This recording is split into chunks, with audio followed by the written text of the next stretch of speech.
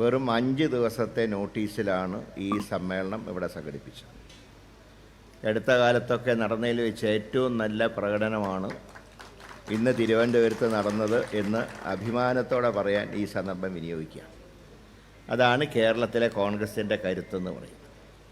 എന്തെല്ലാം പറഞ്ഞാലും അവസാനം പാർട്ടി എന്ന വികാരം വരുമ്പോൾ പ്രവർത്തകർ ഒറ്റക്കെട്ടാകും എന്നുള്ളതിൻ്റെ തെളിവാണ് 5 ദിവസം കൊണ്ട് ഇവിടെ സംഘടിപ്പിച്ച ഈ മഹാസമ്മേളനം. ഇവിടെ നമുക്കറിയാം, സംവിധാൻ ബച്ചാവോ എന്ന മുദ്രാവാക്യം കൊണ്ട് നമ്മുടെ ഭരണഘടനയെ സംരക്ഷിക്കുക എന്നുള്ളതാണ് നമ്മൾ ഉദ്ദേശിക്കുന്നത്. ഇപ്പോൾ ഇവിടെ ഏറ്റവും അധികം ചർച്ച ചെയ്യപ്പെടുന്നത് പഹൽഗാമിൽ നമ്മുടെ 26 സഹോദരന്മാരെ വെടിവെച്ച് കൊന്ന ആ സംഭവം. തീർച്ചയായിട്ടും അതിൻ്റെ പിന്നിൽ പ്രവർത്തിച്ചവർക്കെതിരെ ശക്തമായിട്ടുള്ള നടപടി എടുക്കണം എന്നുള്ള കാര്യത്തിൽ ഇന്ത്യ രാജ്യം ഒറ്റക്കെട്ടാണ്. അതിന് പിന്നിൽ പ്രവർത്തിച്ച പാകിസ്ഥാനോട് ഒരു മയവും കൂടാതെ തിരിച്ചടിക്കണം എന്നുള്ള കാര്യത്തിലും തർക്കമില്ല.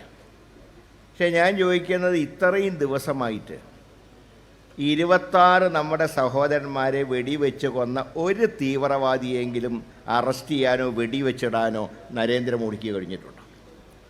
എപ്പോഴും പറയും, ഇവിടെ പറഞ്ഞ പോലെ ഇപ്പം വയ്ക്കും വെടി എന്ന് പറയുന്നതല്ലാതെ ഒറ്റ കാര്യമേ പറയാനുള്ളൂ, വെക്കടേ വെടി. പാകിസ്ഥാനെതിരെ ഇന്ത്യ ഒറ്റക്കെട്ടായി നിൽക്കുമല്ലോ. ഒരു തീവ്രവാദിയെപ്പോലും തൊടാൻ കഴിഞ്ഞിട്ടില്ല ഇത്രയും ദിവസമായിട്ട്. എന്നിട്ടാണ് വാചക കസർത്ത് നടത്തിക്കൊണ്ട് നടക്കുന്നത്.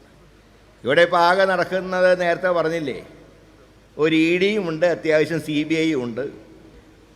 എവിടേക്കാണോ കോൺഗ്രസ് ഭരിക്കുന്നത്, എവിടെയെല്ലാമാണോ BJP വിരുദ്ധ സർക്കാർ ഭരിക്കുന്നത്, അവിടെയൊക്കെ കയറി ഇറങ്ങുന്ന ജോലിയാണ് ഈ ഡിപ്പാർട്ട്മെൻറ്റുകൾക്ക്. പക്ഷേ കേരളത്തിൽ മാത്രം കയറില്ല. കാരണം നരേന്ദ്രമോദി വിഴിഞ്ഞം ഹാർബറിൻ്റെ ഉദ്ഘാടനത്തിലൊരു കാര്യം പറഞ്ഞല്ലോ, ഇന്ത്യ മുന്നണിയുടെ ബാക്ക് ബോണാണ് പിണറായി എന്ന്. അദ്ദേഹത്തിന് അറിയാഞ്ഞിട്ടൊന്നുമില്ല. ഇന്ത്യ മുന്നണിക്ക് പാര വയ്ക്കുന്ന ആളാണ് പിണറായി വിജയൻ എന്ന് എല്ലാവരേക്കാളും നന്നായിട്ട് നരേന്ദ്രമോദിക്ക് അറിയാം. പക്ഷേ അതുകൊണ്ടാണ് കയറേണ്ട സ്ഥലത്ത് മാത്രം ED കയറുന്നില്ല, കയറാൻ പാടില്ലാത്ത സ്ഥലത്തൊക്കെ ED കയറുന്നു. അതാണ് ഇന്ന് ഇന്ത്യയിലത്തെ ഒരവസ്ഥ എന്ന് പറയുന്നത്. ഇതിനെല്ലാം പുറമെ ഏതെങ്കിലും ഒരു സർക്കാർ പരിപാടിയോ ഇതേതെങ്കിലും ഉദ്ഘാടനം ചെയ്യാൻ മോഡിയെ വിളിച്ചാൽ പ്രോട്ടോക്കോൾ ഒറ്റ കാര്യത്തിലേ ഉള്ളൂ. ലോക്കൽ MLAയോ ലോക്കൽ MPയോ കോൺഗ്രസ്സുകാരാണെങ്കിൽ അവരെ പ്രസംഗിപ്പിക്കാൻ പാടില്ല.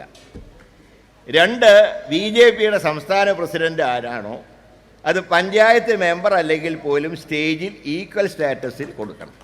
ഞാൻ ചോദിക്കുന്നത് ബഹുമാനപ്പെട്ട ഇരട്ട ചങ്കനോടാണ്. നിങ്ങൾക്കൊരു സിംഗിൾ ചങ്കെങ്കിലും ഉണ്ടായിരുന്നെങ്കിൽ ഒരു പഞ്ചായത്ത് അംഗം പോലും അല്ലാത്ത ഒരാളെ സ്റ്റേജിൽ കയറ്റില്ല എന്ന് പറയാനുള്ള നട്ടല് ഈ പിണറായി വിജയനുണ്ടായോ? കാരണം നട്ടല് കാണിച്ചാൽ ഒറ്റ കുഴപ്പമേ ഉള്ളൂ, സ്വന്തം കുടുംബക്കാരകത്തേക്ക് പോകും. അതാണ് ഇവിടുത്തെ അവസ്ഥ. പിന്നെ പിണറായിക്ക് ഇപ്പോൾ ഒറ്റ പണിയേ ഉള്ളൂ. ഏതെല്ലാം നേട്ടങ്ങൾ UDF കൊണ്ടുവന്നിട്ടുണ്ടോ അതിൻ്റെയൊക്കെ സമാപനത്തിൽ വന്ന് ഉദ്ഘാടനം ചെയ്യുക. കൊച്ചി മെട്രോ ആരാ കൊണ്ടുവന്നത്? റെയിൽ പണിത് ഉമ്മൻചാണ്ടി, ബോഗി വാങ്ങിയത് ഉമ്മൻചാണ്ടി, ആ പാളത്തിലൂടെ ട്രെയിൻ ഓടിച്ചതും പരീക്ഷണ ഓട്ടം നടത്തിയത് ഉമ്മൻചാണ്ടി, തലേന്ന് 2 കോട്ട് പെയിൻ്റ് അടിച്ച് ഉദ്ഘാടനം ചെയ്യാൻ വന്നത് പിണറായി വിജയൻ. ഇതിനേലെ വിഴിഞ്ഞം തുറമുഖം K. കരുണാകരൻ്റെ ഭാവനയിലുണ്ടായ ഒരു സംവിധാനം ഉമ്മൻചാണ്ടി പ്രായോഗികമാക്കി. തറക്കല്ലിട്ട് അന്ന് തന്നെ വർക്ക് തുടങ്ങി. വെറും തറക്കല്ല് മഴയും വെയിലും കൊണ്ടൊന്നും കിടന്നിട്ടില്ല, അന്ന് വർക്ക് തുടങ്ങി. ഞാൻ പറയുന്നത് 2016 ഇവിടെ ഭരണ തുടർച്ച ഉണ്ടായിരുന്നുവെങ്കിൽ ഇത് 2020 ഈ ഘട്ടം പൂർത്തിയായി കഴിഞ്ഞാൽ ഇതൊന്നും ചെയ്യാനുള്ള ഒരു കഴിവുമില്ല. എന്നിട്ട് ഒരു നാണവും കൂടാതെ വന്ന് പ്രസംഗിക്കുകയാണ് ഇത് ഇടതുപക്ഷ ജനാധിപത്യ മുന്നണിയുടെ നേട്ടമാണ്. ഞാൻ അതിനെക്കുറിച്ച് കൂടുതലൊന്നും പറയുന്നില്ല, പറയുമ്പോൾ അല്പം മോശമാണെങ്കിലും പറയാതിരിക്കാൻ നിവൃത്തിയില്ല.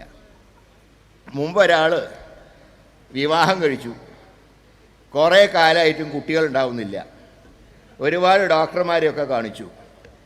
അവസാനം ഡോക്ടർമാർ വിധി എഴുതി നിങ്ങൾക്ക് ഇതിൻ്റെ ഒരു കപ്പാസിറ്റി ഇല്ല. അപ്പോൾ അയാൾ പുറത്തിറങ്ങി വന്നപ്പോൾ അടുത്ത വീട്ടിലത്തെ കുട്ടീനെ കണ്ടു. വാ മോനെ, നിൻ്റെ അച്ഛൻ ഞാനാണെന്ന് പറഞ്ഞ പോലെ UDF സർക്കാർ കൊണ്ടുവന്ന എല്ലാ നേട്ടങ്ങളെയും സ്വന്തം അക്കൗണ്ടിലാക്കാൻ നോക്കുന്ന പിണറായി വിജയനെ കാണുമ്പോൾ സന്താനോൽപാദന ശേഷി നഷ്ടപ്പെട്ട ഒരു വ്യക്തിയെയാണ് ഇവിടെ ഓർമ്മ വരുന്നത്. ഞാൻ കൂടുതലൊന്നും പറയുന്നില്ല. ഏതായാലും കേരളത്തിലെ കോൺഗ്രസിൻ്റെ കരുത്ത് പ്രകടിപ്പിച്ചുകൊണ്ട് ഇന്ന് നമ്മൾ നല്ലൊരു പ്രകടനം സംഘടിപ്പിച്ചു, നല്ല യോഗം സംഘടിപ്പിച്ചു. അതിനെല്ലാവരെയും ബൂത്ത് പ്രസിഡന്റ് മുതൽ DCC വരെയുള്ള എല്ലാവരെയും അഭിവാദ്യം ചെയ്തുകൊണ്ട് ഈ യോഗത്തിന് എല്ലാവിധ വിജയാശംസകളും നേരുന്നു. എല്ലാവർക്കും എൻ്റെ വിനീതമായ നമസ്കാരം.